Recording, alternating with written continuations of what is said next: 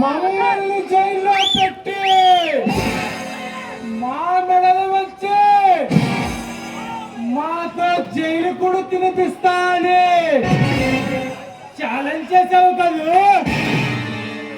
ఇప్పుడు ఇక్కడ ఆ జైలు కూడా నీకు తినిపించడానికి ఇక్కడికి వచ్చాంరా.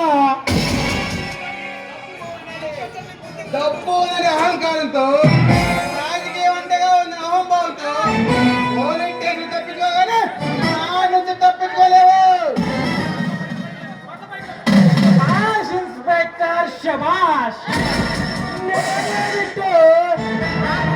నా పవర్ ఏమిటో తెలిసి కూడా నన్ను జైల్లో పెట్టిన నీ ధైర్య సాహసాలకు నా జోహార్లు.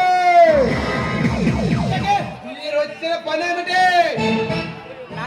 నన్ను సకల లాంఛనాలతో పోలీస్ స్టేషన్ కి తీసుకెళ్లిన నిన్ను సత్కరించకుండా ఎలా ఉండమంటావు ఇన్స్పెక్టర్?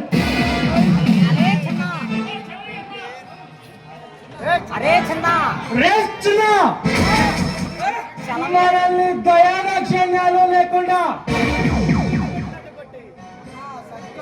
ఆ ఇన్స్పెక్టర్ గారిని పెడరెక్కలు పిలిచి వాడిని బంధించండి రా. సెలవు ఇవ్వన్నా.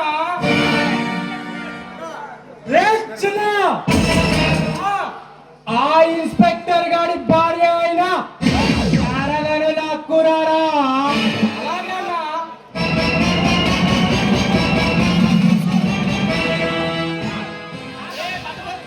రే భగవాన్,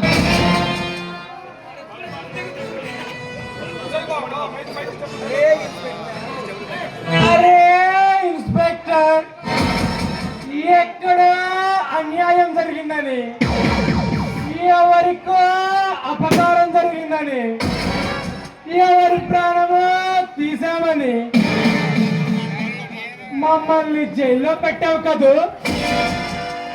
ఇప్పుడు ఇక్కడ నీకు దమ్ముంటే కాపాడుకోరా. రేచనా